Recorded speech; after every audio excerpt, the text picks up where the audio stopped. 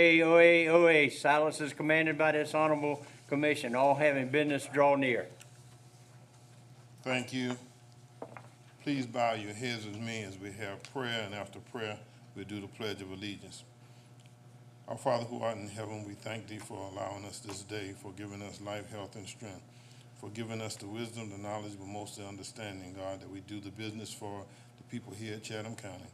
Bless all who are gathered and bless those who are on their way. For us in Jesus' name we pray. Amen.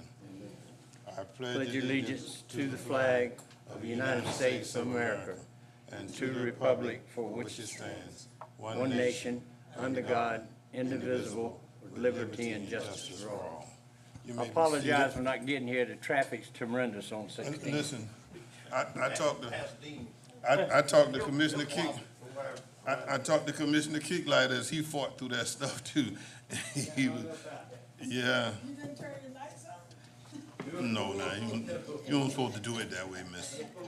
Don't get the sheriff in trouble. All right, let us have roll call. Chester A. Ellis, Chairman. Present. Helen L. Stone, District 1, Vice Chairman. Present. Dean Kicklighter, District 7, Chairman Pro Tem. Here. Melinda Scott Hodge, District 2. Present. Bobby Lockett, District 3. Patrick K. Farrell, District 4. Here. Tanya Milton, District 5. Present. Aaron Whiteley, District 6. Kenneth A. Adams, District 8. All right, and some of those may be coming in because everybody's fighting the traffic on 16. All right, so we'll go forward. First public hearing as acquired by the state of Georgia on the county's 24 millage levy. Ladies and gentlemen, this hearing is being held in compliance with state law. The Chatham County Board of Commissioners have announced publicly its intent to increase the property taxes it will levy this year by 7.18% over the rollback millage rate for the general maintenance and operation tax by 5.73% over the rollback millage rate for the special service district tax and by 7.54% over the rollback millage rate for Chatham Area Transit Authority. This gives the Board of Commissioners the option of adopting the millage rate recommended to balance the proposed budget. The purpose of this hearing is to provide members of the public the opportunity to comment. The advertised millage rate for the general fund is 10.518 mills, which is 0.0750 mills higher than the calculated rollback millage of 9.813. The advertised millage rate for the Special Service District Fund is 4.502 mills, which is 0.244 mills higher than the calculated rollback millage of 4.258. The advertised millage rate for the Chatham Area Transit Authority is 1.056 mills, which is 0.074 mills higher than the calculated rollback millage rate of 0.982. A list is provided at the front of the room for you to record your name and address, as well as the group or organization you represent, if any. This may allow us to document that public input was solicited. We ask that you be brief and concise in your remarks, since there may be a number of people that may wish to speak. We want everyone to have an equal chance to be heard. At this time, let us open the public hearing. May I have a motion? So moved, Mr. Chairman. Second. Properly motion and second that the public hearing be open. Are you ready for the question? Please signify by your vote. All right, all votes are in. Is there anyone who has signed up, Mr. Manager? No, sir, Mr. Chairman. No one signed up. All right, is there anyone present in the audience who would like to speak on the millage rate? None? Chairman, All right, yes, sir.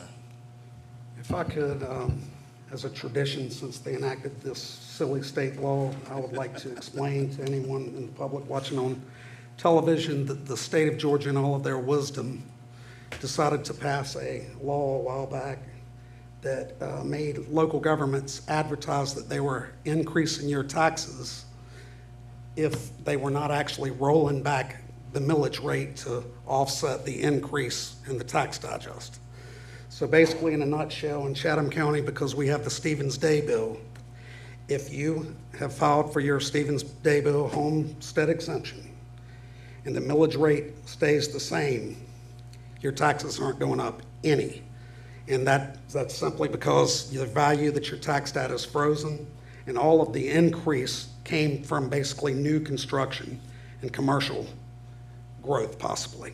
So this is not a tax increase, but for whatever reason, the state of Georgia makes you require that you say tax increase when you're literally just not decreasing the taxes.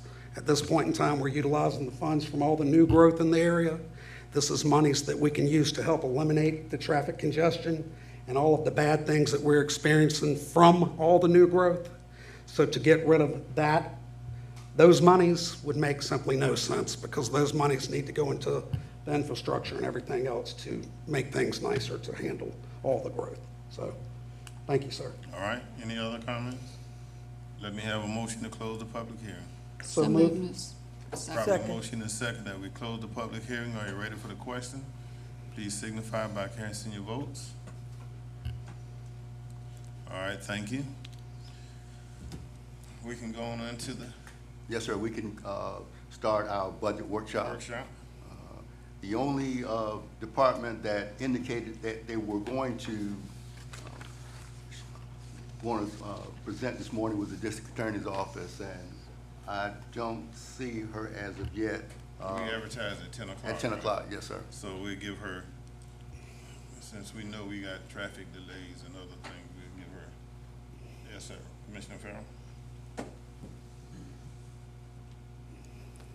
With your permission, during this budget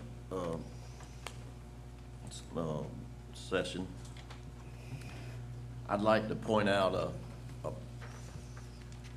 taxing iniquity and ask for the board to consider ways to level the playing field. So what I'm speaking about is the unincorporated area of Chatham County, which represents 1/3 of the population of this county. And we are their county commissioners, but we also act as their mayor and their city council. So,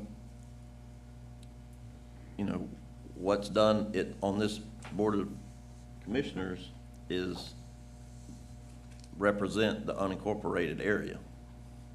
Whether or not you actually live in the unincorporated area or not, by virtue of being on this board, you are a representative, and they're only representatives. So there's two taxing iniquities that I'd like to point out to everyone.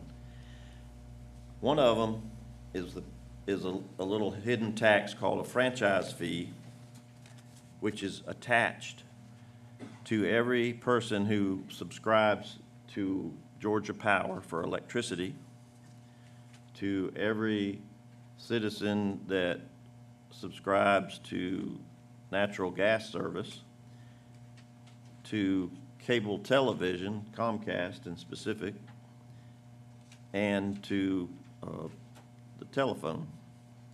So the one franchise fee that is actually collected in the unincorporated area and turned over to the county for the finance department to handle is the cable TV franchise fee. So there is no issue right there. And that is, I'm trying to look for the actual dollar figure. 1.5 million. 1.5 million, okay, so that's as it should be. However, the electric, the gas, and the telephone combined, the finance department here at Chatham County, who's won all those awards for their accuracy and diligence to crunching numbers, came up with a SSD revenue estimate of $6,035,250.85 of franchise fees that are collected in the unincorporated area and then distributed to the cities of Chatham County. So there's a $6 million iniquity right there. That's the small problem. The larger issue is that through legislation and court cases that happen predates anybody on this board, it has been determined that if you have a special service district, you are not allowed to use any local option sales tax revenues to service anything that's germane or specific to their needs, such as public works or policing or what have you. So through simple calculations, and this is just the simple calculations, 1 penny of loss raises approximately $120 million in this county, which is a very handsome sum of money. That money is distributed by formula to the counties and to each city and municipality within this county. The county over this term is going to average about 30% of that amount of money. So about $30 million will go to this county, to this board, to our finance department.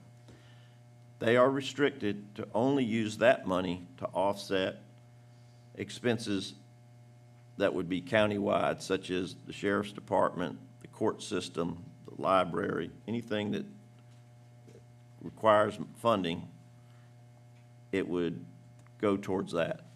Not 1 penny can go to anything in the SSD. So why are 100,000 people paying a local option sales tax in this county and being unequivocally denied their fair share? And you may ask, what would their fair share be if they were treated, the SSD, would be treated like a city in this county? If they were treated as a city, the city share of the lost is $90 million.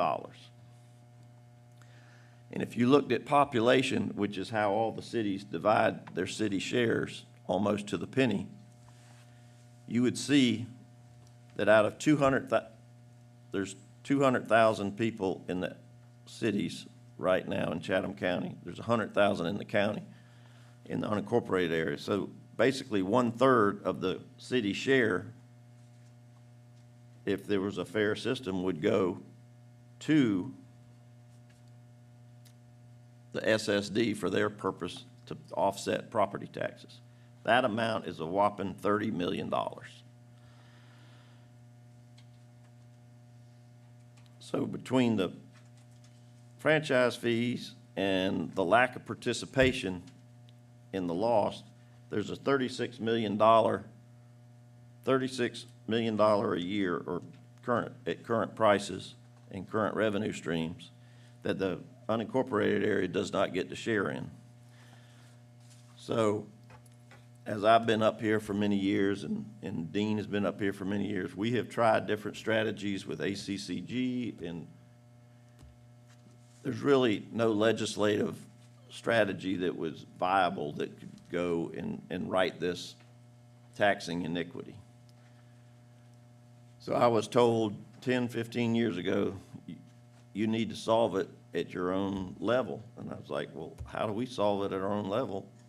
And it's like, well, y'all created the SSD district to create more money out of that area 40-something years ago in the 70s. Why don't you look at that? So that is an avenue to look at. I mean, it doesn't completely solve the problem, but one approach could be that we dissolve the SSD and have one M&O budget. Now, the first thing most folks would say, and we've crunched these numbers with finance for the last 10, 12 years at least, that there'd have to be a millage increase. So the whole county would have to pay more in the millage. To me, that's a difficult sell to the 300,000 people in the county. But we are living in great times right now, financially speaking, with all this growth that's coming on. There is a way to gradually phase out the SSD by using tax digest growth that's not needed for additional salaries and more bed spaces at the jail. Once those things are covered, to slowly backfill the funding for the SSD services and do away with the SSD as a taxing district. Simply because the franchise fee is, we make our folks by state law get that fee paid into, but they don't get any benefit from. And lost, they're categorically excluded from. But yet those 100,000 people spend just as much money on that fifth penny when they purchase something at the grocery store or down at the car dealership or buying a newspaper or Coca-Cola as anybody else. So I'm just putting out that there is a taxing iniquity in Chatham County. Chair. This is one possible scenario that we could look at to try to level the playing field. And it would not totally level it, but if we did away with the SSD, it would be much closer, and it's something that I think we as a board, as commissioners, could do if we were willing, and we could work through staff and do it in a way that wouldn't be a burden to the rest of the county. So I'm just putting that out there for thought. The staff did prepare some options to eliminate the SSD. Everybody got a copy of this. You can take a look at it, and maybe Dean would want to talk about it. I hope if there's any questions from what I just said, I'd be glad to take them. But I think we have an ongoing problem that's only exasperated over the last 40 years since this SSD has been here, simply because of the large number of dollars that are being raised with franchise fees and local option sales tax that they're not being able to participate in. So I asked for board consideration to consider going in this direction at some effort and some speed to try to make it more equitable to the 100,000 people that are paying in but don't get a share of the pie coming out. Is that a question for me or the chairman? Well, It's just a question in general. Oh, I okay. can wait if you want me to. I yield. No, you I have. yield the floor. You have, because I had Dean for next. Okay, that's fine. All right. I'll then wait. Come on, we got Commissioner Kicklighter, then I'll come to you. Thank you, Mr. Chairman.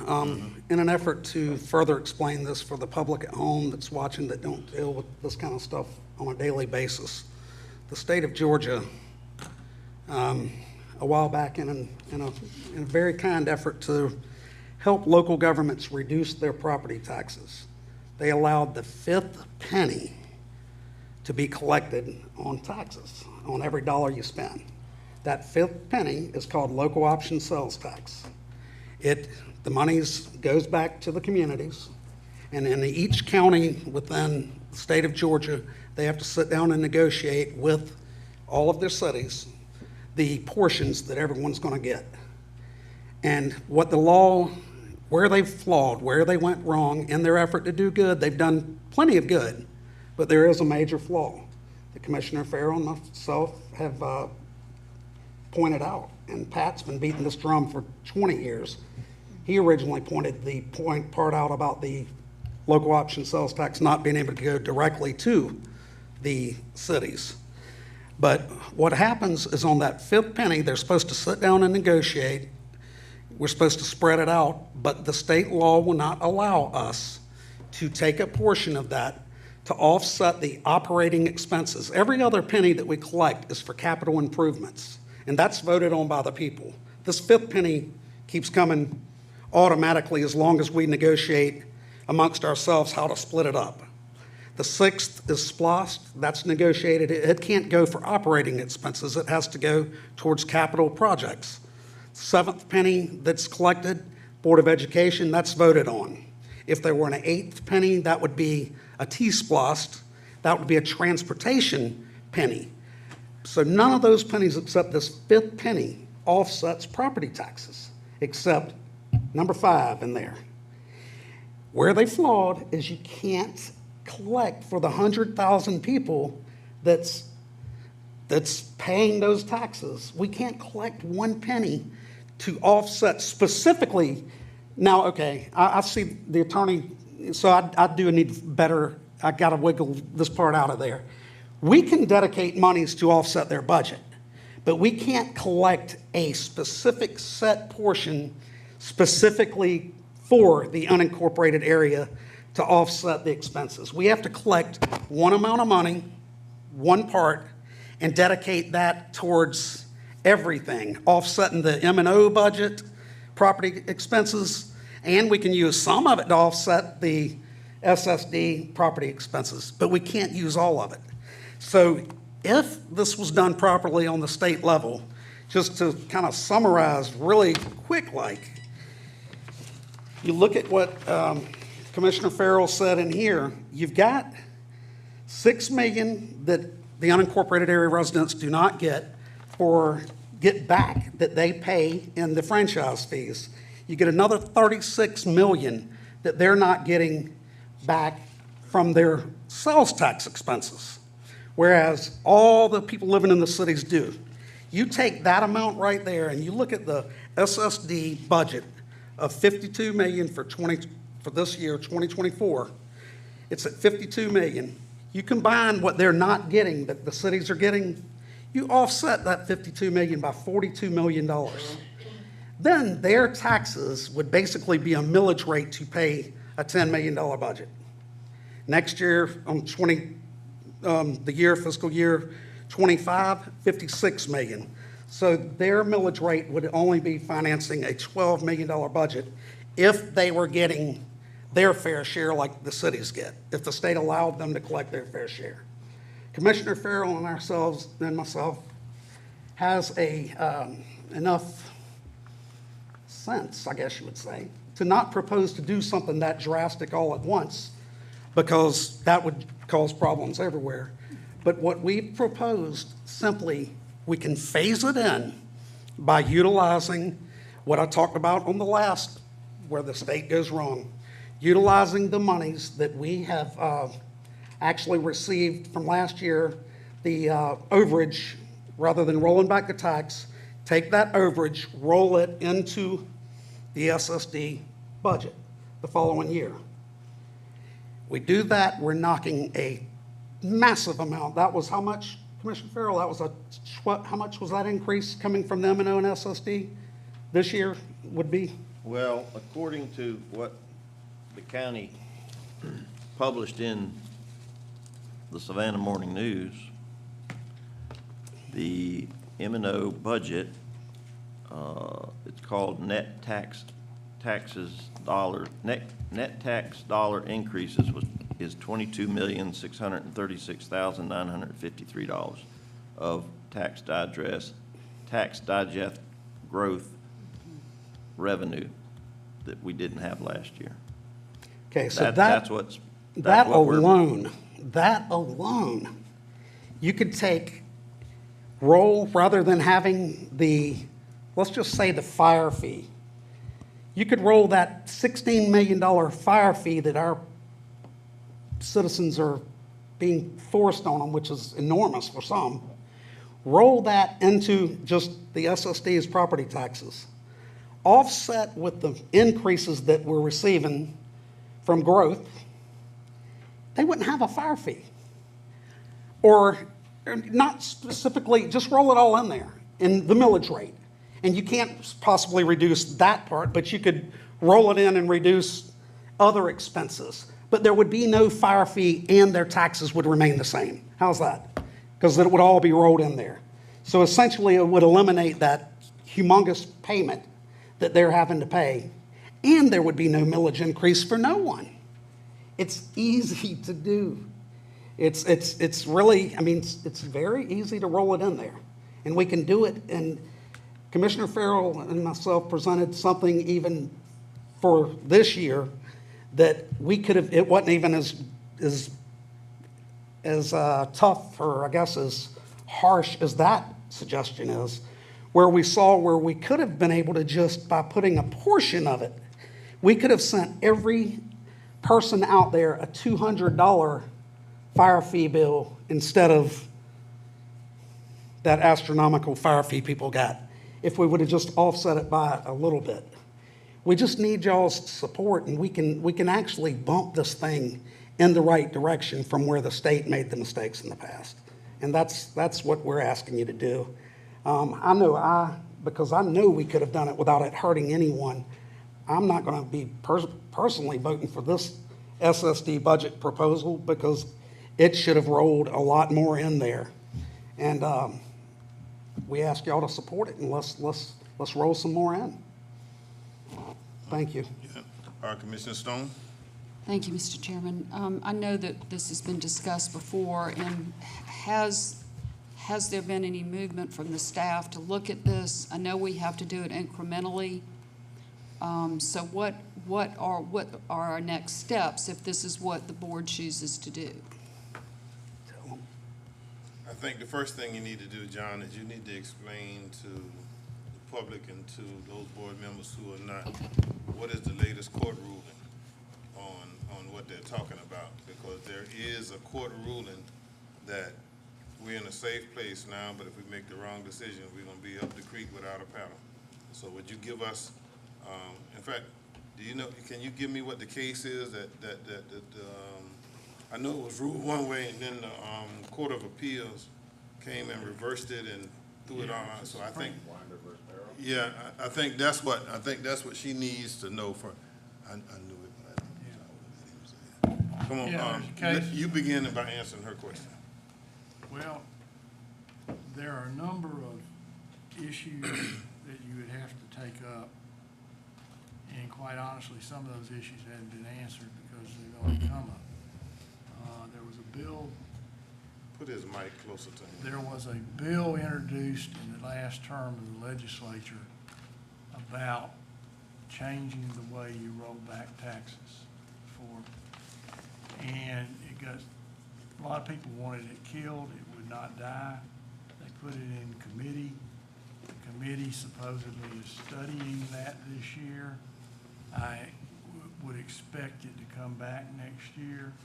I don't know what its chances are of passing or not passing, but it increases the effects of rollbacks. And what it does is it takes last year's digest, say the 2023 digest, and it compares that to the 2024 digest, which I think Commissioner Farrell was pretty spot on the growth. I might be off a little bit. And then you subtract one number from the other and you come up with the net growth between 1 year and the next year. And it sets the rollback as the amount that will roll all your growth back to zero, okay? The only exception, and you have to go through this same procedure we're doing here today. It's a little bit different, but it's basically, you gotta have 3 hearings on it. And if you do not wanna do 100% rollback, you definitely have to have 3 hearings and then you have to vote on it, okay? Which is just basically say, well, they're just voting us a tax increase type deal, so it sort of dissuades you from wanting to do that. There is an exception in the law that says that while you have a 100% rollback, the way it's written now is you can go up to 4% a year if you vote on going up 4% for purposes of inflationary costs. But they tie that to something similar to a consumer price index. So you have no control over what the rate is you're really gonna roll back. It's whatever that price index generates is saying this is the amount that you should get for inflation. There's has not been an agreement among the legislature as to what is the index to use. So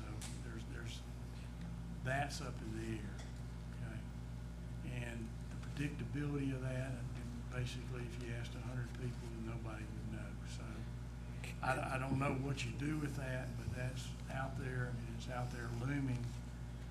And you gotta remember, requiring the counties to do 100% rollback doesn't cost the legislature a penny. Exactly. So, and y'all have. May I ask a all question to that? Seen that. On that? Is the state also proposing that any increases on the state income taxes will automatically roll out of their budget and they'll have to increase the percentage? No. No, wow. Amazing. So they're getting really artful and good at looking like they're cutting taxes by screwing local governments, yet they're doing nothing with themselves and with their own budget that they tax us people for working and get it out of our paychecks. Thanks, state. You know, one measure is for county rollback. Another measure is for county and municipality rollback. But, Unbelievable. If you want to ask him a question Yeah. about that, yeah, go ahead. so That are has no these effect on this. proposals, or is this, No, this is just, this was a bill that was introduced. It did not make it out of committee, but they moved it to a study situation. well, I think we need to deal with what we have Now. on the table now. Yeah. Because predicting what's gonna happen in Atlanta on any given day during a 40-day session is more dangerous than betting in Las Vegas. And simply and truly, no matter how they make us word it, they're gonna make the government do the same thing. We basically would have to say, these idiots You don't know whether- said that we were increasing taxes, but we're keeping it exactly where it was. However you gotta vote it to be there. You just have to say the same thing, no matter what they're talking about doing. But give them I'm that, not give them that voting- I'm not legislative law. saying do it, don't do it, I'm not for it, I'm not against it, I'm just saying, you do have that unknown out there, and let's say it becomes law, then that sort of puts the quietus on a couple of the suggestions made, because you're gonna zero that out, and you won't have any money to transfer, if that Right. makes sense. But listen, I wasn't talking about that stuff that's rolling around there in studies and going all over the state. I wasn't talking about that. There was a court case, there was a ruling, and then subsequently the appellate courts Well, overruled it that. got- And that affects what we talking about now, and Commissioner Farrell's right. Let's stick with what we have, all right? What we have before us is what the appellate court said, and there are only, out of 159 counties, there are only 4 counties who sit in a good place based upon that appellate court's ruling. That's what I'm talking about giving out. Yeah, Okay. all right. So, Now, I'm trying to get the answer to your question. Well, What I is just next want to know step? what steps, right? Right, that's what I'm trying to get to, what is next step? I don't think there's any question that if you're gonna go move forward with this, you gotta think through all the issues. This bill, if it passes, Right. would undo a lot of things, so you don't wanna back yourself into a corner by having change and not being able to adjust. All Yeah, I'm saying is but you do we gotta budget, think do we ahead. budget based on which president we think's gonna get elected and how the economy's gonna be?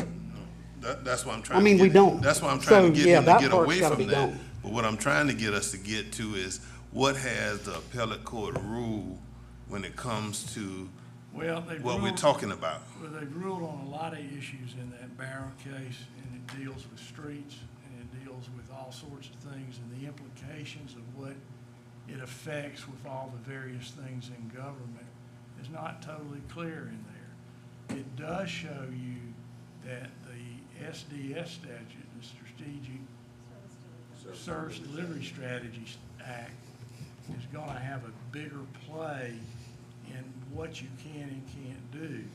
because they took all of the things and sort of said, well, it's not in the Service Delivery Strategy Act, so we're not going to allow you to do it that way. This is what you got to do. The court remanded the case back to the trial court for them to do an analysis of the cost and said some of this stuff needs to go under the service delivery strategy. And the service delivery strategy, right now, there's talk about amending that. And some of it may undo the Barrow case.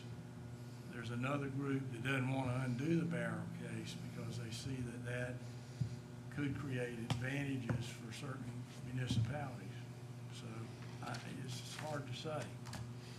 I do know that we would deal with the service delivery strategy if we do this, because the cities will raise that issue.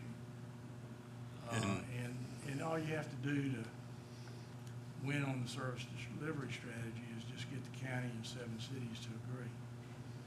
And you only have until the end of the month to get that done. And so you don't have time to go back into the service delivery strategy and get the municipalities and the county to come up with something that the courts and everybody else will. I'm talking about while we're doing this budget. Can I put this in simple matter, very simple form for the public out there and for anyone that maybe don't get this? There's 159 counties in the state of Georgia. Right. About 4 For, taxes their unincorporated area Right. residents like we do. The other 155 counties provides all those services out of their M&O budget. Correct. This is one of 4 counties out of 159 that gouges their unincorporated area residents with a tax.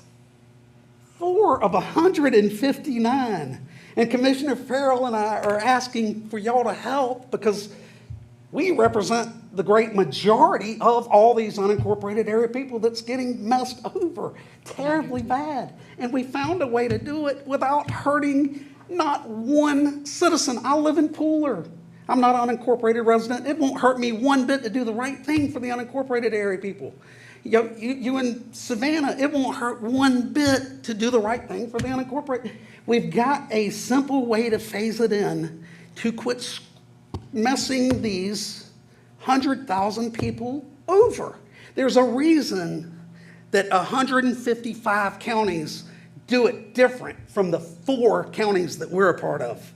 We're not a part of the brilliant 4, and the rest are just idiots. When 155 people out there tells you one thing and there's 4 telling you the other, if you listen to one of the 4, you're an idiot. So let's go with the 155 here and start going to the right thing and start doing it now.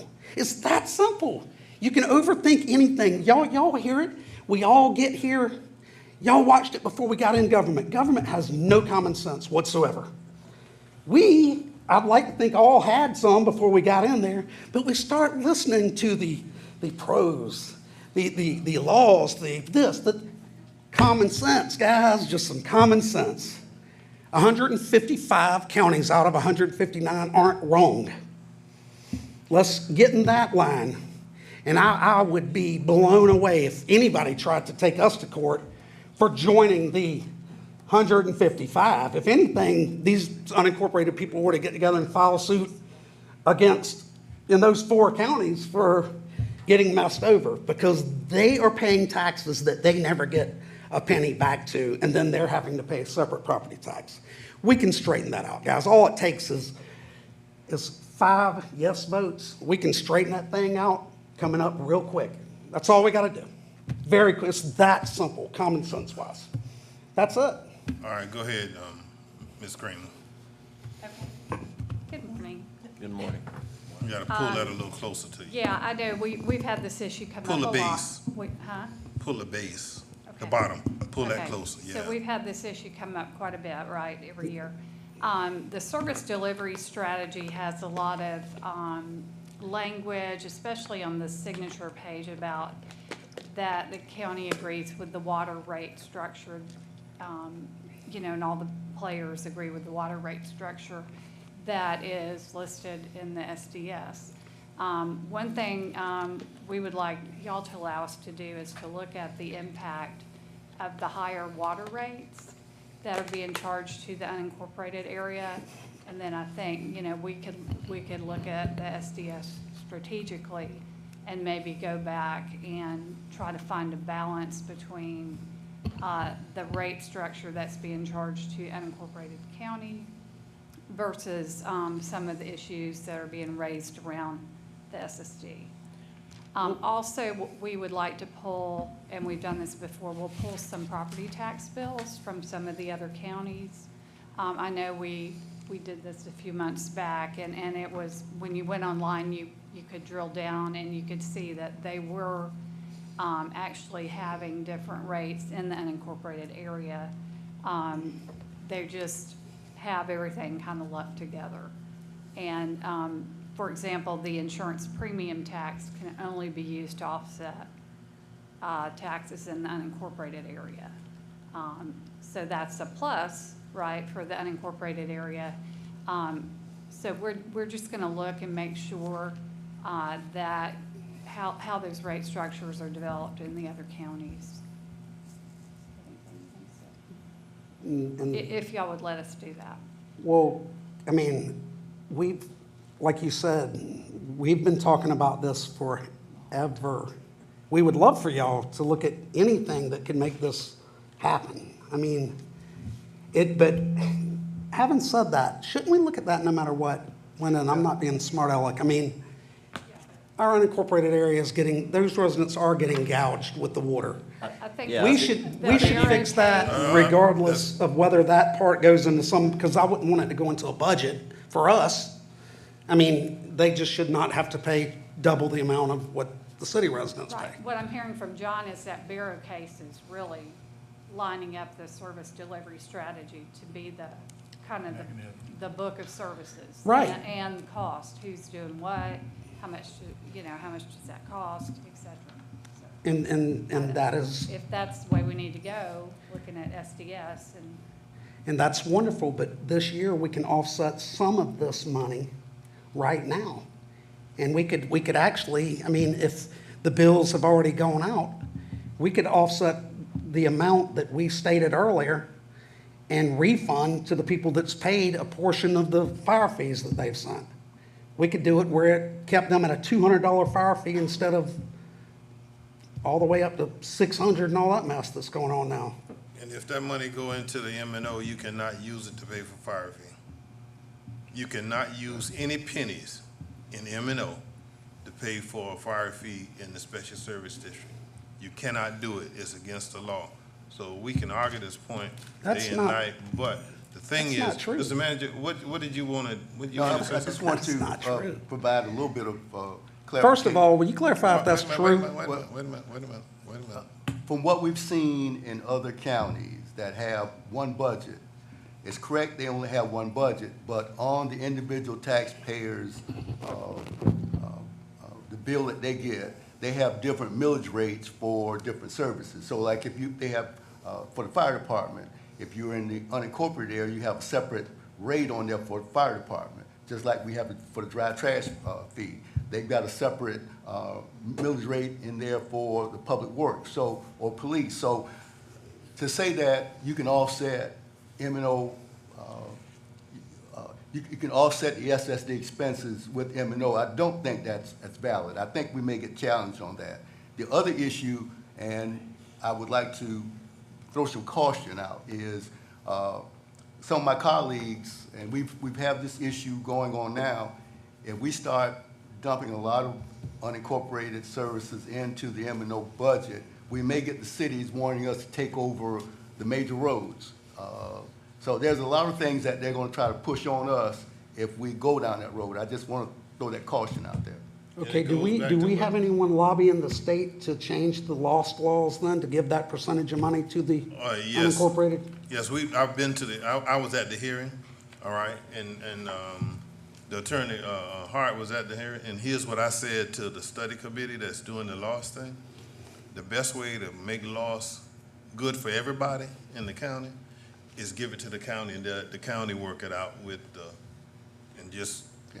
be that way. It all go, and then everybody can level it off. All right, so that is being under consideration. Those of you who want to find out any more about what's going on with that committee, get in touch with State Senator Derek Mallow, because he sits on that committee that's working that out, and they're going different places in the state having hearings on that, so we can do that. Yes, sir. And to deal with the inequity that's been there all these years, county staff, when we were putting the budget together, we did away with the indirect cost allocation. The things that we can do, we've already done. We're looking at other services in public works and engineering that we can legitimately charge to M&O that affects the citizens countywide. We are looking at that. So we understand that what desire is, and we're working on that now, but these are things that we can legitimately do now. And we worked them into this budget. All right, so to answer Commissioner Stone, and that's what we're getting back to, because it's your questions, our next step is to get the budget in place and let them continue to work on, and that's what Ms. Davis and Ms. Kramer knows and Ms. Brown knows, asking us to do. Continue to let them work on, see how financially we can do what you're trying to do without getting in a whole lot of trouble or without. And one of the worst things we can do, in my mind, all right, this is my personal, that's why I say in my mind, I'm not telling nobody else how to think, is to take something away, and then the court ruling comes down from the appellate court, and then we got to reverse and go back to those people and tell us you got to give it back to us, all right? And I don't think that's where you want to be. I don't think that's where they want us to be. The best thing for us to do is take one step at a time. They have worked through this budget, and those things that they could cut back that are in the special service districts, those things that we could find a way to pay out of the M&O for the special service district, they did that, but wholesalely, the service strategy thing that's in works now is where you wind up, and that's what the attorney was trying to tell. The courts are pointing you towards service delivery strategy, and then you're gonna have to get all the municipalities to agree with the county to get it done. And y'all know how difficult that was because we all sat through laws, all right? So we know we're gonna be there, and then they know where that's we are. All right, one more, all right, finish. I was just gonna finish my thought. I know that we've had this discussion before, so what steps at this point, other than what has just been mentioned, to really look at this and see how we might be able to move towards this direction? And I've heard everything that you said of what you've removed the cost allocation, and you're moving, but what are we doing to actually eliminate the SSD budget? I'm not 100% certain, we can get there, particularly with the digest growth and the unknowns. It's gonna take some time. It's gonna take some time, I think.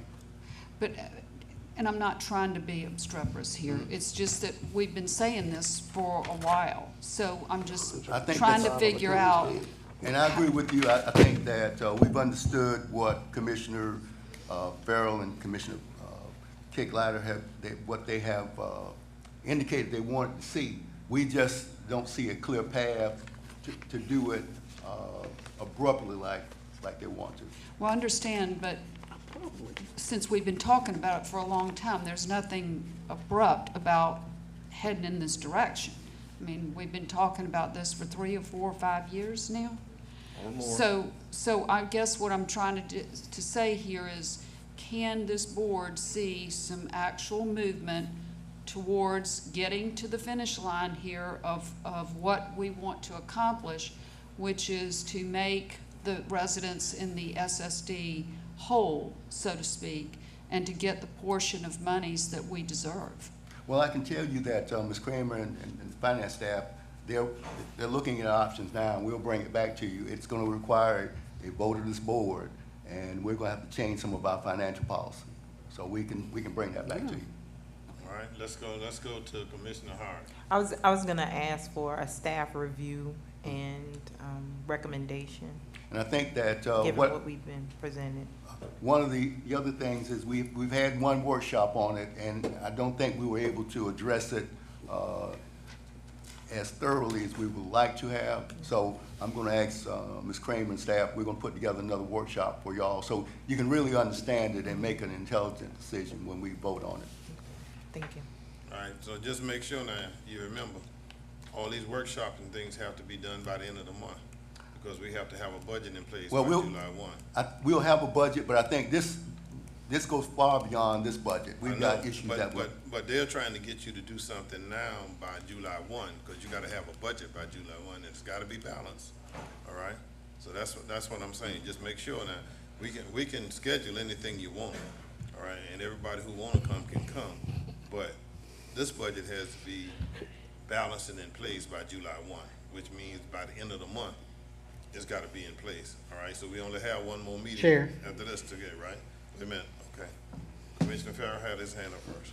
Okay, first of all, I want to commend, Ms. Kramer for bringing up the service delivery strategy when it regards to the other iniquity that I didn't even mention or quantify with a dollar amount, that the unincorporated residents categorically pay 50% more and have for 50 years since the agreement was made for some reason 50 years ago between the commission and the city of Savannah, to pay 50% more for every drop of water and every piece of sewage that goes back for treatment. And there's really no reason, if you have a fund that pays for itself through its own fees, to charge one set of customers one price and another set another price. So that's a whole nother iniquity that I didn't even get into or quantify with a dollar amount, that the unincorporated area residents have been paying 50% more when they're hooked up to Savannah water and sewer than the city of Savannah residents. And since it's an enterprise zone, it you know, to use this flimsy excuse that it's, you know, to offset indirect costs for the city, if it's an enterprise zone, there should be no indirect cost, and there isn't. I mean, it's a money generator. So that is a whole nother issue in and of itself that, that needs to be straightened out. Just, you know, how do you treat somebody on one side of the street and then the other side charging 50% more for the same basic service? Like if Georgia Power said, oh, if you're on this side of the street, you pay 10 cents a kilowatt. If you're on this side of the street, you're 15 cents a kilowatt. You're like, really? Why? So that's a good issue, and we need to pursue that. But coming back to the, you know, I pointed out two iniquities, franchise fees and lost, and how 100,000 people that we represent are spending $36 million a year roughly, paying their fair share of these taxes, but they're getting nothing in return. That's the problem. Now, how do we solve it? That's another problem we've been talking about for years.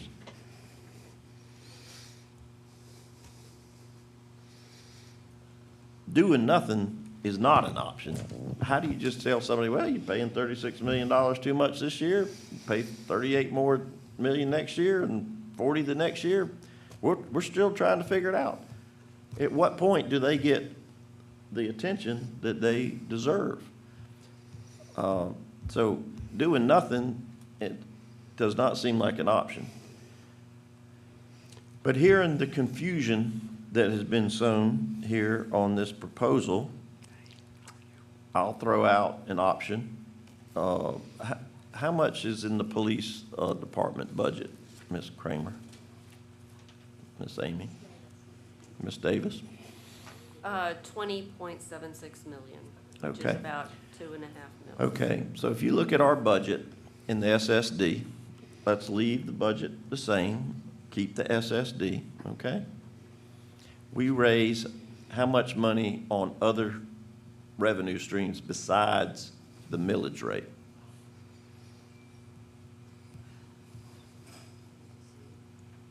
Roughly 25 million. So you have I was calculating this while y'all were talking. Dedicated revenues for the SSD that are not included in the general fund. You have insurance premium taxes of 7.5 million, hotel motel taxes of 1.3 million, cable franchise fees of 1.5 million, for a total of 10.35 million. So if you take the three services that are primarily completely SSD, police, public works, and engineering, that's a $35.6 million budget. And you take off those dedicated fees, the insurance premium, hotel, motel, and cable, that would be 24.09 million left. I do, but you know what, the general fund gets to have it too. So it's, I took that out. Which would be $24.69 million budget for the SSD, given that calculation, which would be the equivalent of 3.5 mils that would be required in taxes. Most of the other revenues, other than those in taxes, are generated by self-supporting departments such as Recorder's Court, business license, while not necessarily self-support, or internal audit, not necessarily self-supporting, they generate a lot of business license taxes because of the audits they do. So you could basically take out business license and internal audit. Finance pays for itself with the false alarm fees. So, I mean, you're still looking at 3.5 mils. Now, if we go to your plan and use the growth in the general fund of 14.4 million, just as a gift from the general fund, then you're lowering that to about 2 mils. That would be, yes, and that would be a transfer every year. It would, you know, and not every year is going to have a exceptional growth like this year. So, yeah, you. Okay. Just thoughts So- while I'm sitting here doodling. So how much, when we charge a millage rate to the SSD, what's that dollar amount collected? Come on. Just the millage? 1 mil is roughly $7 million, which is up 600,000 from last year. Let me see what it is. So if we kept the millage the same, how much? 7.3 mils. So 7.3 what are we million. at, 4 mils, 5 mils? Currently, the millage is 4.5. Okay. The rollback rate would be 4.258. Well, since there's confusion and it sounds like it's gonna take a long time to unravel this bird's nest, if you will, the comparison to a fishing line, what if we move the Chatham County Police Department out of the SSD and into the M&O? And my rationale is one, most of the sheriff's departments are funded by the counties in this state, and they produce the same services as the Chatham County Police Department and what our sheriff office does, serving warrants, protecting the court, running the jail, and that sort of thing. I've been told that our police department has arrest powers in all parts of Chatham County. So therefore, we moved the county police department into the M&O and paid for it out of the M&O. And then if any city decided that they didn't want to have their own police department anymore in the future, then we can consolidate all the police departments under the Chatham County Police Department. Now, the likelihood of that is probably pretty slim that they would voluntarily give up their police departments, but we could certainly put that on the table. Now, if you take the $20 million we're spending for Chatham County Police and put it in the M&O, all of a sudden you don't need such a large millage rate and you can roll something back. And that's another way. There's multiple ways to solve this iniquity. That's just one of them. There's probably 100 different ways to do it. But sitting on your hands and wringing your hands and saying, oh, this might do this and might do that and might hurt us here and that's not solving the problem. And this problem's been going along, it's been getting incrementally worse since the 70s. And here we are, the ruling authority for the whole county, 9 folks that are sitting at this table with me, including myself, 9. We have the ability to create a budget that is fair to as many citizens as possible. So if you want to do something simple, try that one. All right, let's go to Commissioner Whiteley.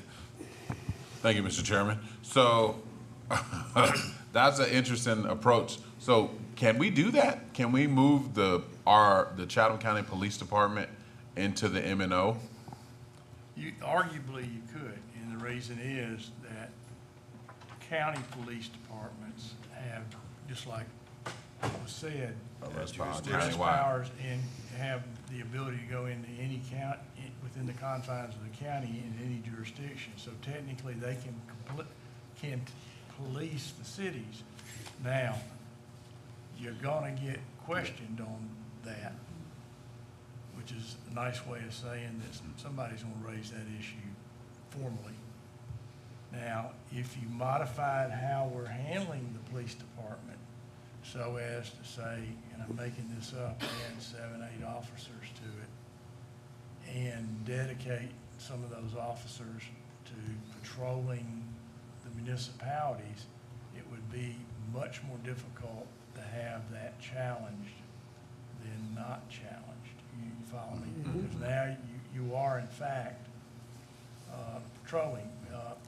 County Police Department currently does not have a patrol situation set up for all the municipalities, and we defer to them, and quite frankly, the impression I get is they probably prefer that. But at the same time, if they ask for help, we go in and help. Yeah. So, but if you moved it to M&O, you'd probably need to dedicate some portion of The service police itself? department to provide services for the incorporated area.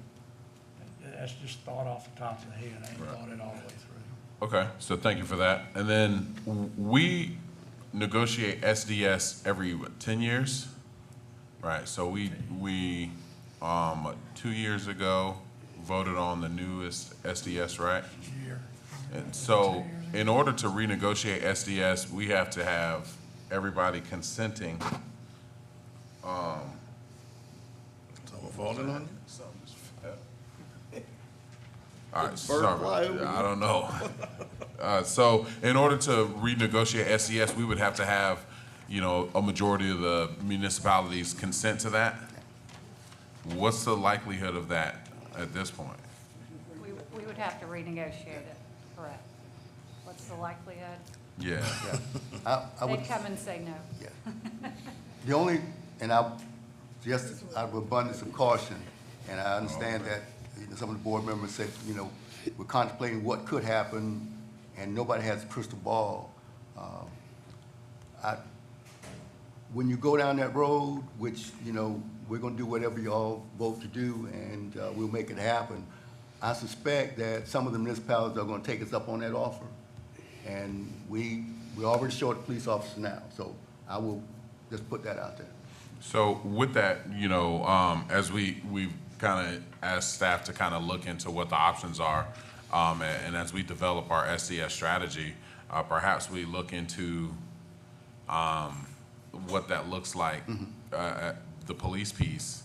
I definitely understand the inequities piece. I just want to make sure that we're not doing anything illegal. And I'm really curious. I understand that the Winder versus Barrow case was not clear on a lot.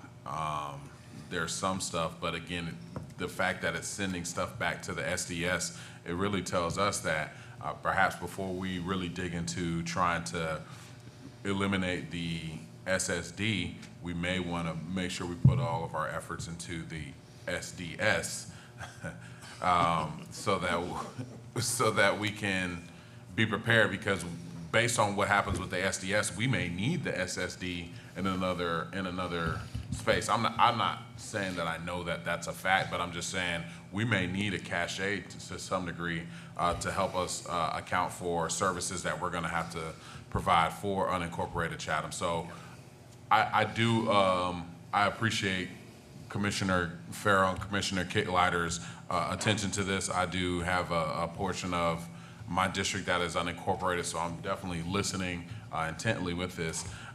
I just want to make sure that whatever decision we make, that it is, again, the best for the county overall. But I believe when we talk about the fact that we're spending so much for extra when it comes to water, and there are some other areas that we probably need to look at in the SDS, I think our focus should be there first, and then once we can iron out the service delivery strategy, especially if we can get folks back to the table 5 years earlier than they have to, not folks, but municipalities back to the table 5 years earlier than they have to, then we should really try to set ourselves up using the SDS for what you guys are talking about. Yeah. And Commissioner, I totally agree with you. One of the things, and I'm going to stress again, that workshop, I think the finance team put a real good presentation together. I'd really like for the board members, because several of you, contacted me after the meeting and said you still didn't have a good understanding. So I really want y'all to have a good understanding before you make a decision, and then we can make an informed decision, and whatever that decision is, that's fine. The last thing I'll say, and then I'll yield the floor,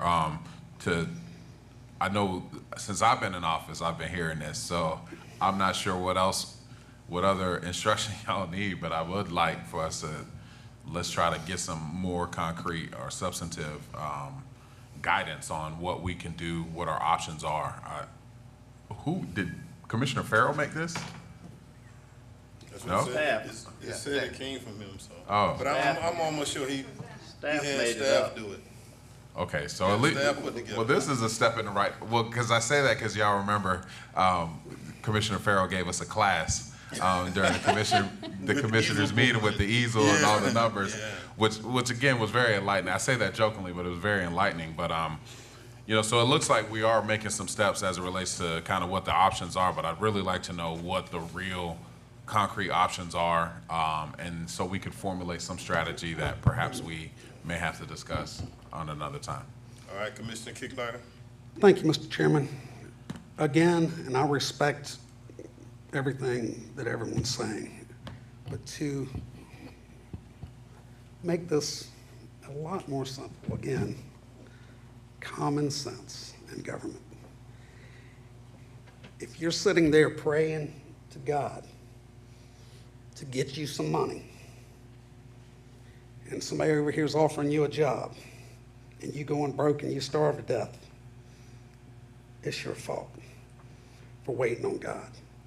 Waiting on the state of Georgia and these cities to change laws and say, yeah, we're going to allow you guys to get your fair share.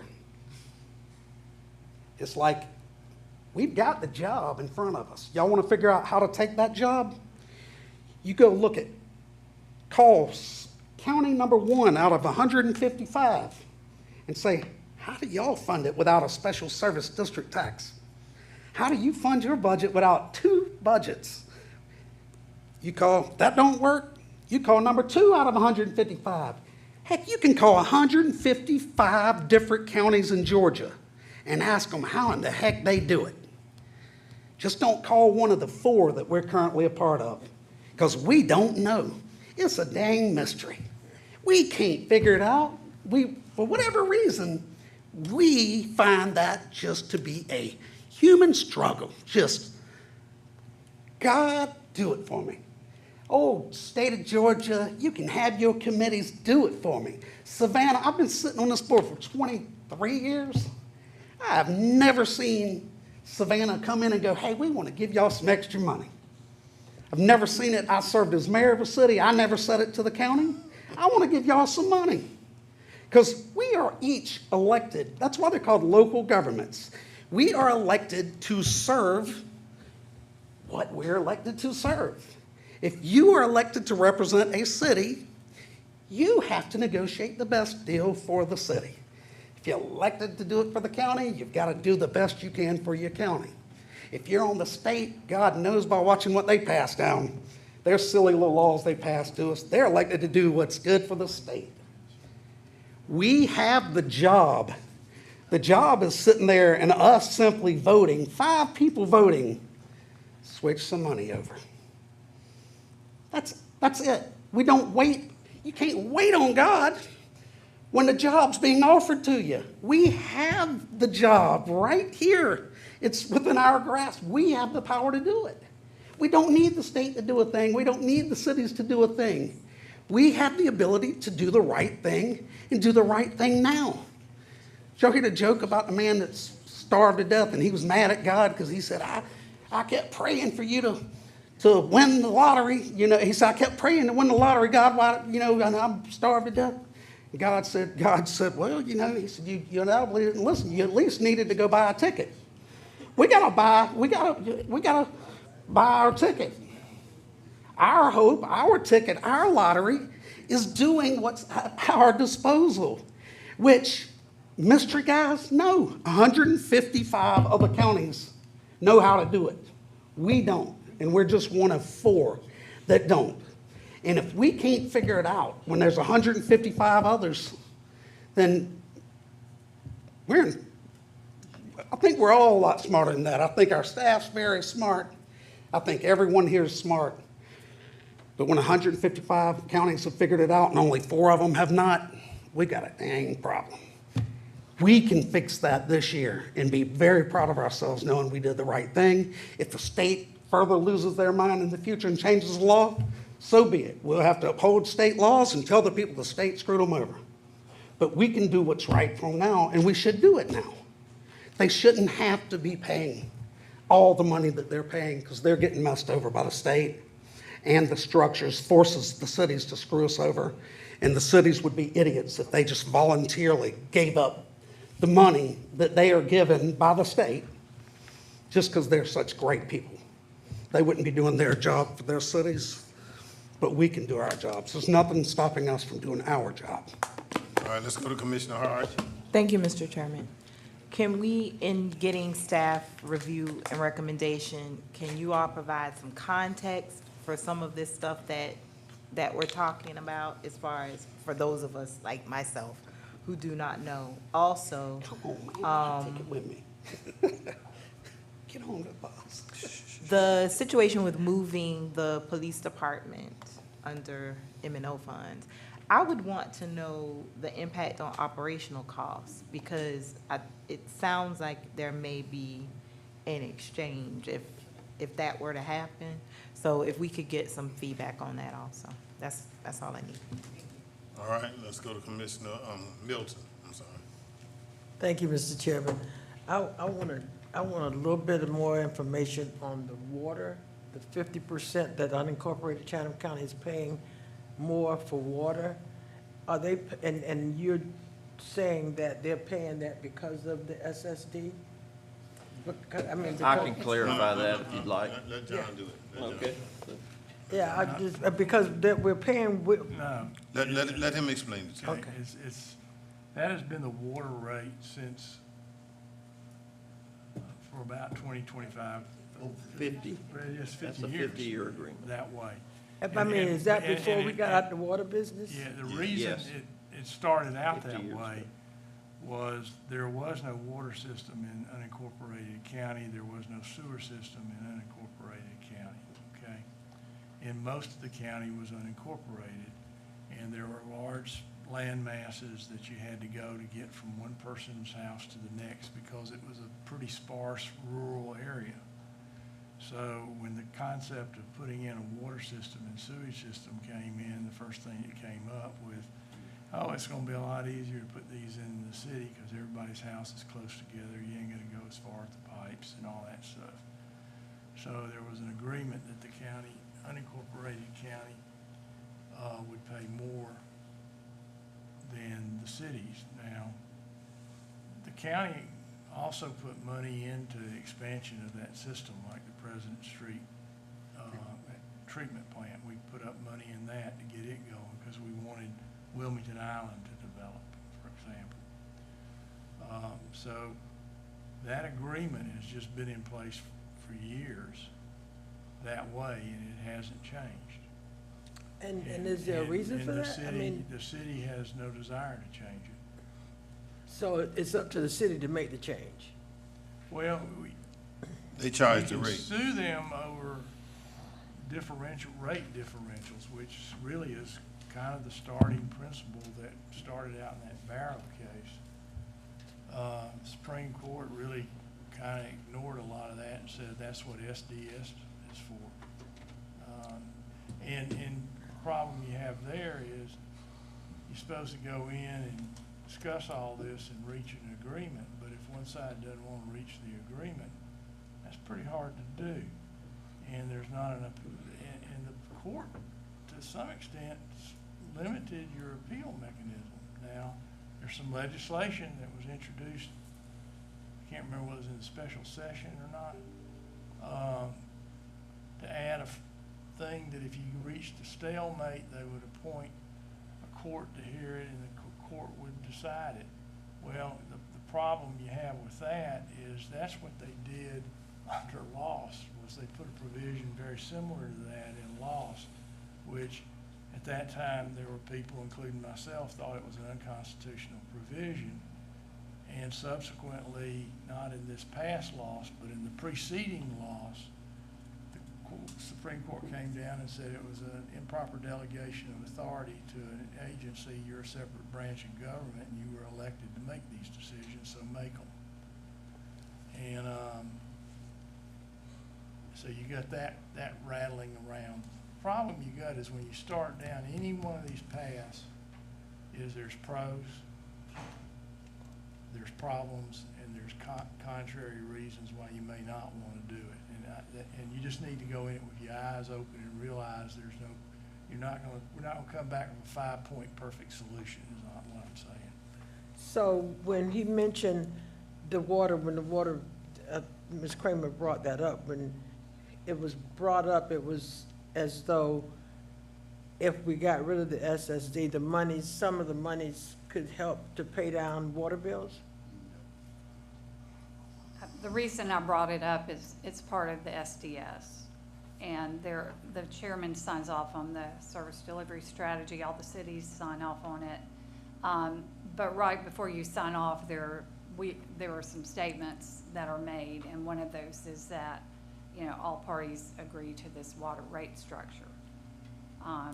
So I think we crossed that off or something the past time, when that service delivery strategy was submitted.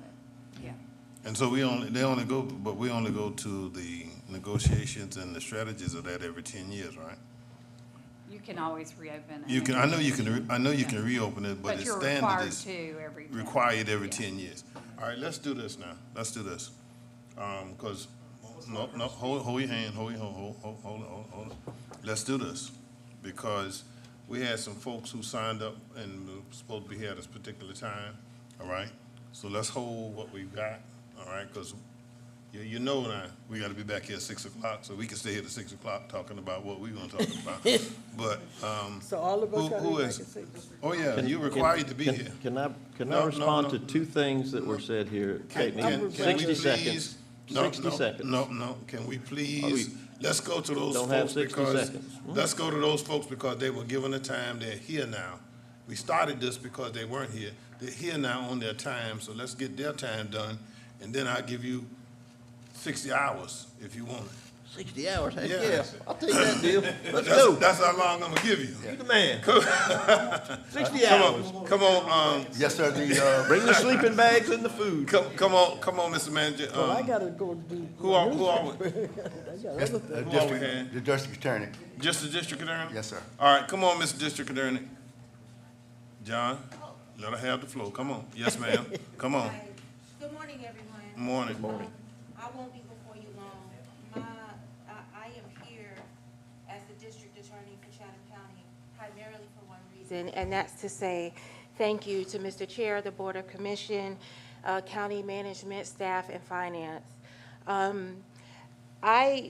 I've been very public about what the needs of the district attorney's office are, both here in this building as well as out in the community.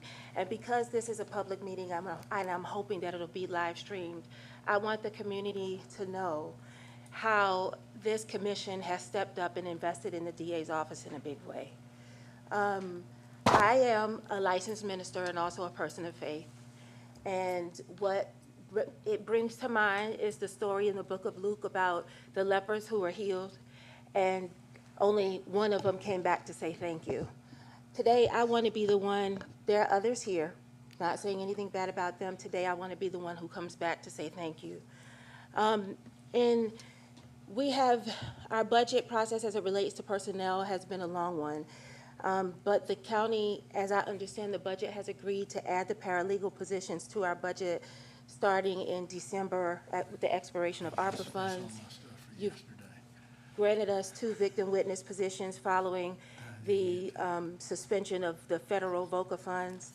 And you've agreed, I understand as late of this morning, to provide some type of retention bonuses for our staff.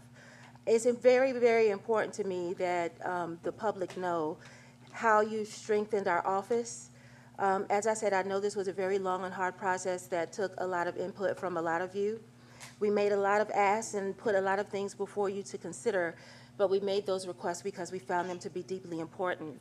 The decisions that you've made with respect to this year's budget has strengthened our office, and even though we've been able to do more with less in the past, what you have done is invested in our office, and we believe that we're going to be able to accomplish even much more in the coming year, and that you not only strengthened our office, but you strengthened our ability to provide a public service.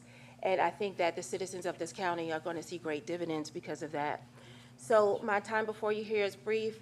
I came to say thank you, but also to say that as your district attorney, it is my promise that you all will see a return on your investment, that our office will be diligent about communicating to you about how what you've decided with respect to our budget has led to even greater services, even greater decreases in the backlog, and even greater services to our community.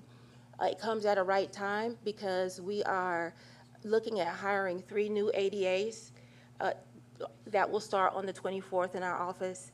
I can't thank you enough. That has a lot to do with the decisions that you made previously and here today. So thank you so much for taking our request under consideration and for agreeing to help us in the way that you have.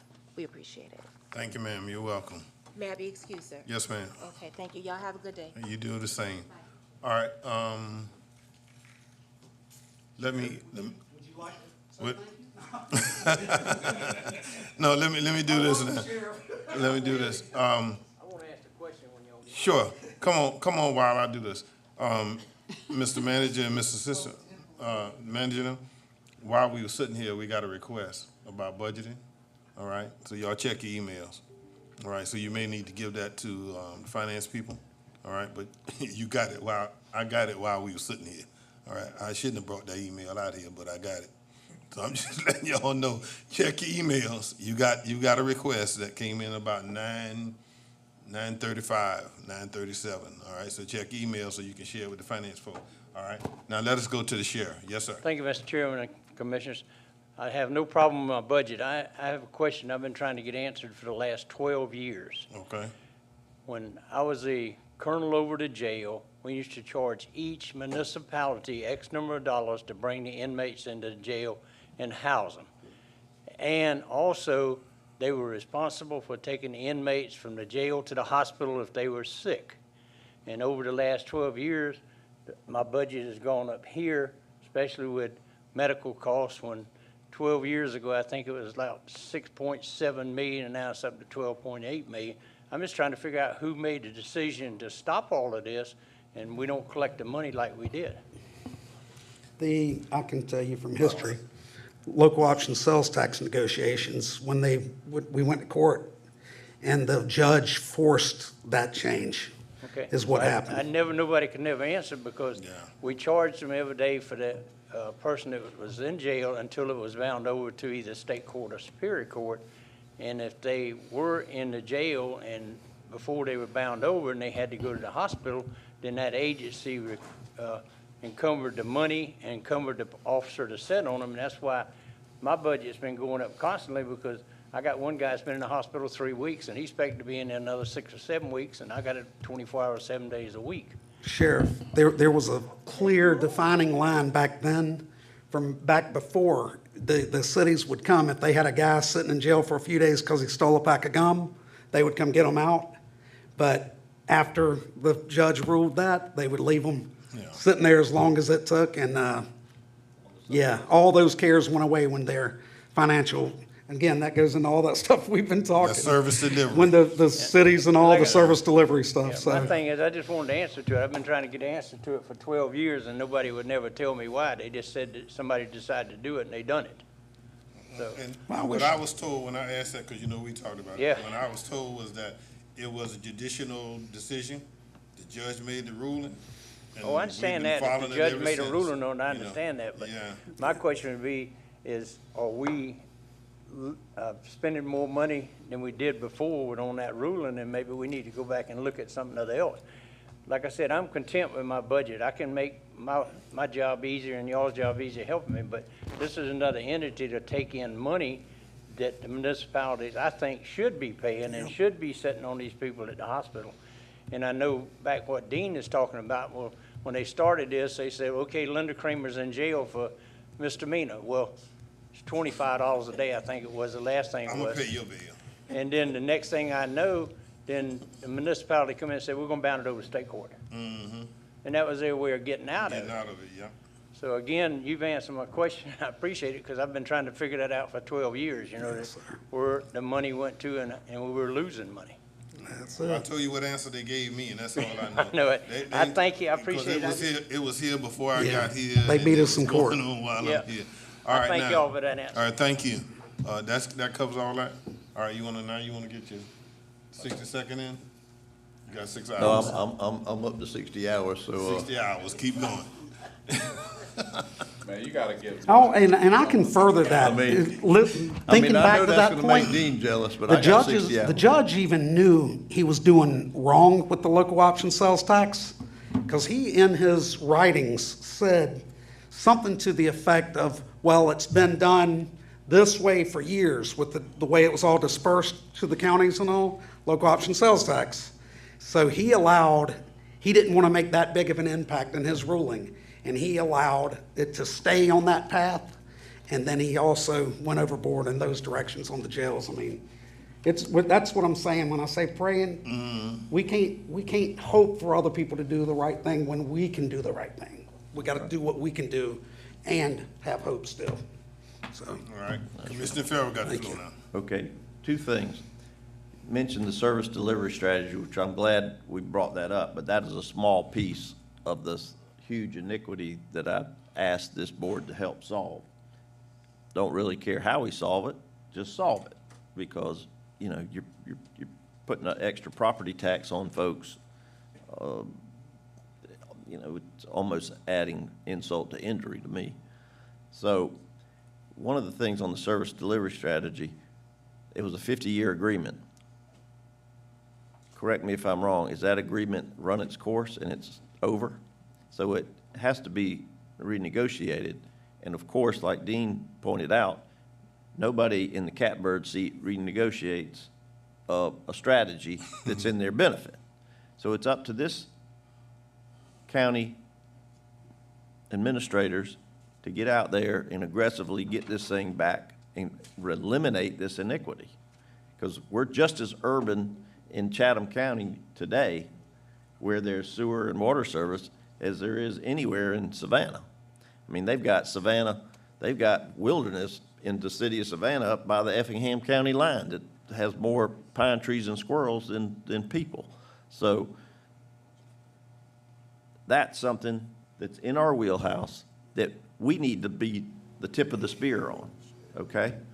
And waiting to, you know, we just need to quit with the excuses and get it done. Yeah. But that's a sidebar. The bigger issue, again, is the $36 million iniquity. How do we solve that? There's 100 different ways to solve it.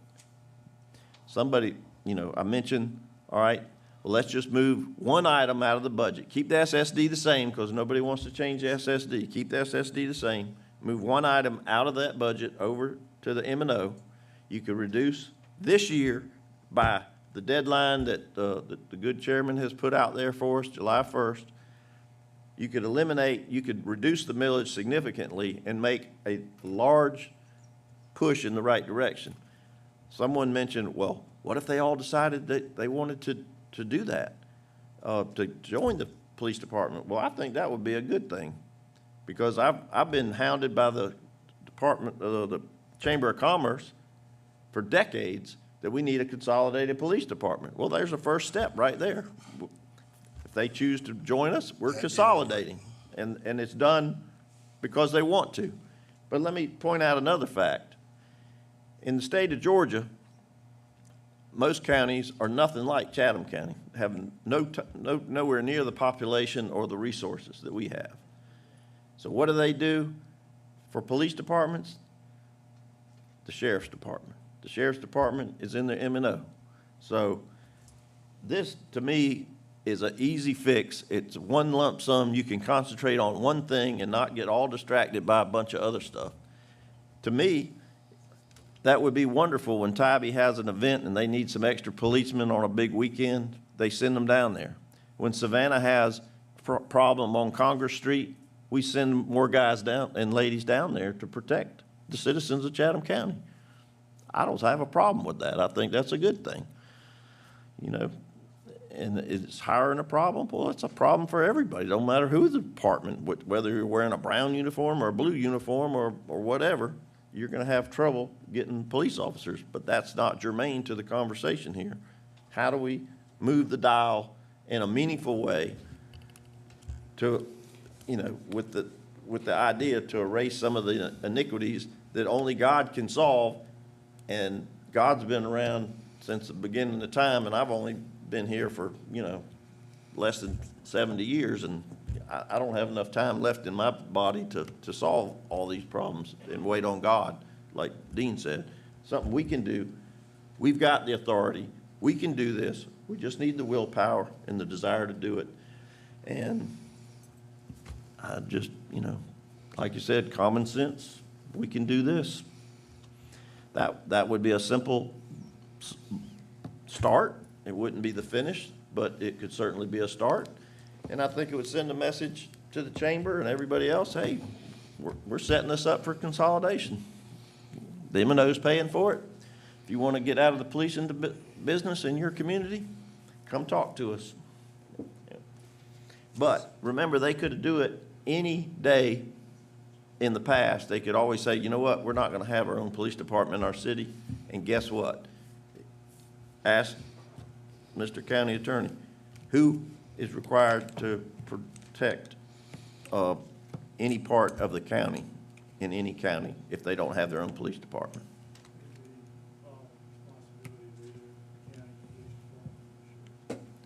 Right. So at any time that any of our municipalities, Savannah, Bloomingdale, whoever, anybody, you name it, there's 7 cities, decides they don't want to be in the policing business, they can hand it right over to us today, tomorrow, next week, next year. And who's going to pay for it? This board's going to fund it through the sheriff's department, because that is a fact. So to be worried that, oh, we could take on all these hypothetical, yeah, we could take them on anyway. It just would be in the sheriff's department rather than the county police department.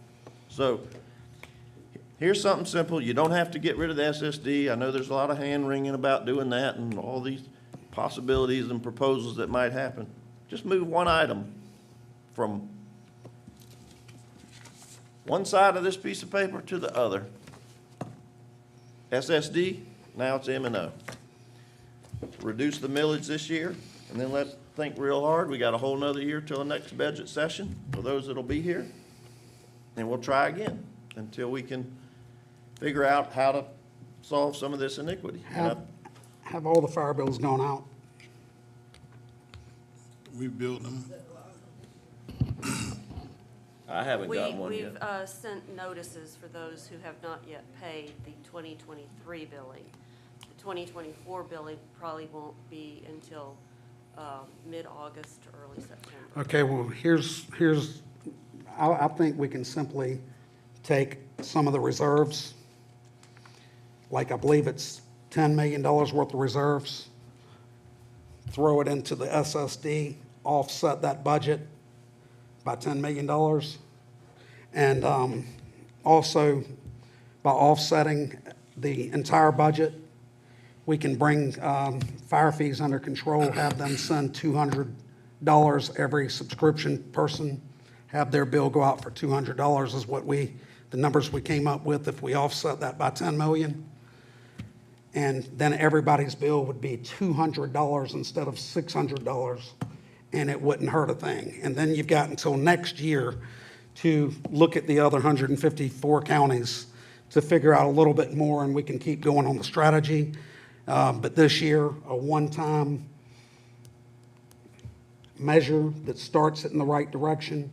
We use these reserves for this rainy day that we're having, and we quit just praying and take the action that he set over here for us to take. We do what we can do, and we send out a $200 bill. Everyone's thrilled. Everyone's getting treated better. No one's taxes are going up in the entire county. It's just a great day. Very easy to do. But again, government with lack of common sense can throw things up and distract. But it's really not rocket science to just offset that budget and send out that $200 fee instead of $600. Offset the whole SSD budget. And the way that we reimburse will be through a less of a fee for the fire this year. All right, Ms. Kramer?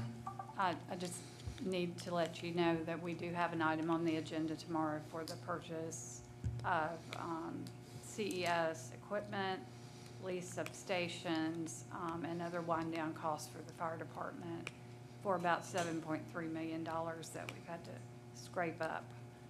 So that's going to take some of the money out of SSD and CIP. I knew that was on the budget. I knew that was on there for tomorrow. On there for tomorrow. For tomorrow, yeah.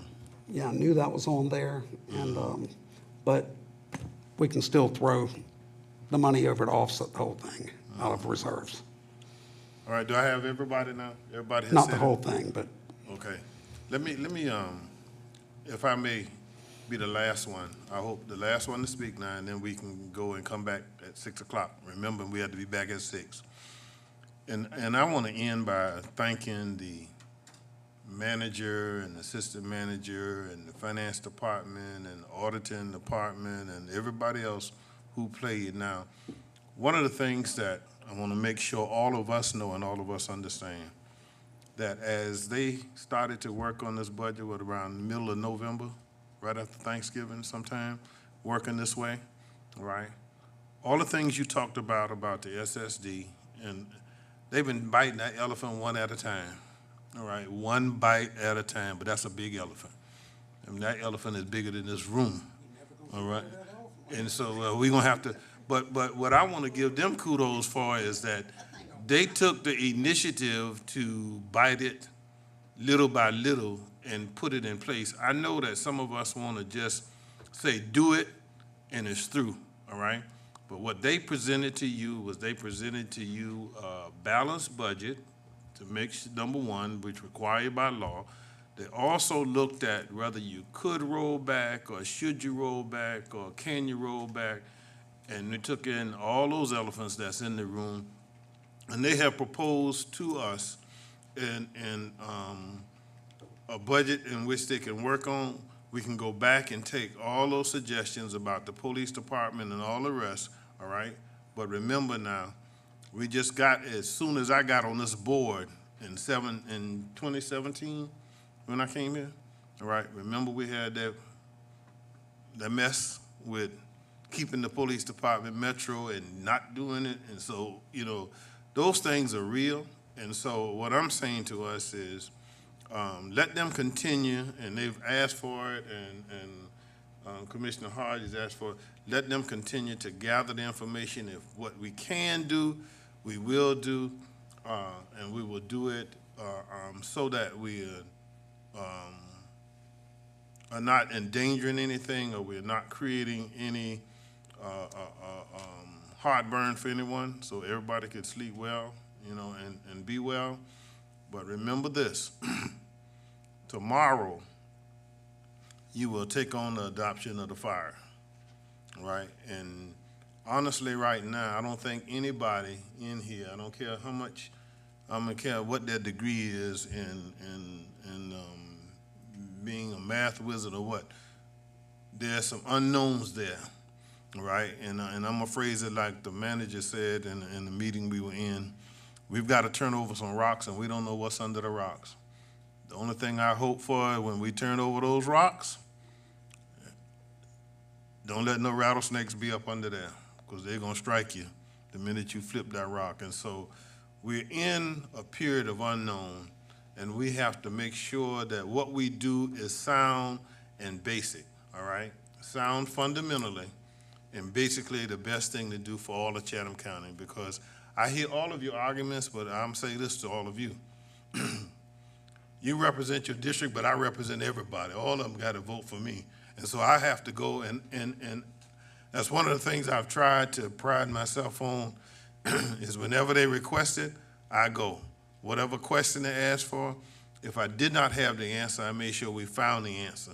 And that's why a lot of and I give, again, I'm giving the manager and the staff kudos, because I've asked them to go, and I know they told me I go more than anybody else who've ever been, but I like to know what people are thinking. I like for people to tell me what they think. Because what I understand that does is that gives me more knowledge, and knowledge is power, and understanding is the wisdom to get it done, all right?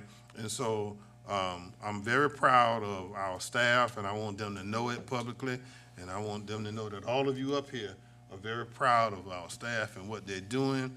And so when Ms. Kramer knows asked for that, let's be attentive to what they're asking for to get that information so we can make informed decisions. Now, is there anything else? Before okay. I just want there to be no mistake, no misthoughts. I'm very proud of y'all on the staff. I think you guys have great common sense. I think y'all put together one heck of a budget in the exact manner the chairman wanted it put together.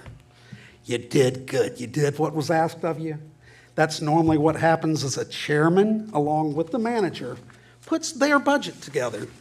And then the 9 of us, we fix it the way we believe is best for all 9. If not, it would be the chair, the dictatorship of Chatham County. I don't dictate. So please, when I was talking the common sense, this and that, I'm talking federal, state, local governments too, but nothing meant towards this staff or towards anybody in particular up here. I'm just saying we need to use common sense in government. And one thing with common sense is my Lord, we can't rubber stamp everything that our chair or anybody running it, no matter who is running it. If we did that, then there's no need for us. Guys, we have to sometimes look at things on our own and stray away from Dad sitting in the middle over there. I appreciate y'all. Hey, and I appreciate you, staff. I hope y'all didn't take it anything I said that I was referring to y'all with common sense. Y'all are awesome, and I appreciate you as well as you guys up here. Thank you. All right, if that's it, may I have a motion to adjourn this workshop session? Mr. Chairman. Second? Is there a second? Second. I was gonna All in second favor, too. please signify by voting. Are you gonna Y'all come on second vote that so we can so cast much? this out. You trying to get back out? And I'll see you all back at 6 o'clock. I'm waiting on number 5. I'm waiting on 5 and 6. I'm waiting on 5 and 6. Okay, see y'all at 6 o'clock.